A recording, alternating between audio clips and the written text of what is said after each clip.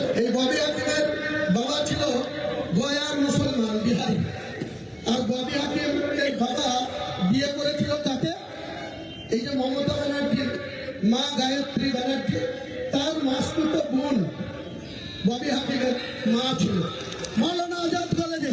তার মানে হিসাব করে দেখুন, মমতা ব্যানার্জি আর ফিয়াদ হাকিম নিজের আমাদের ভাষায় খালাতো ভাই বোন, আর ওদের ভাষায় মাসতুতো ভাই বোন।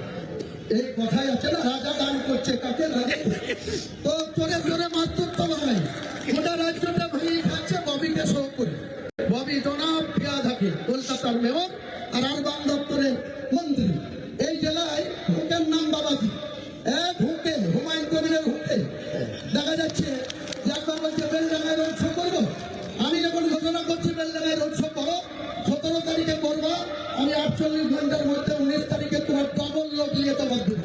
তখন আর ভয় পাচ্ছে, তখন আবার বলছে না বহরমপুরে সভা করবো। 17 তারিখে বহরমপুর সভা করো, আমি দমকলে সভা করবো। এরপরেও তোমাকে 22-23 তারিখের মধ্যে বহরমপুরে আবার সভা করে তোমার যা লোক হবে তার ডবল লোক যদি আমি না করতে পারি, আমি মুসলমানের বাচ্চা না।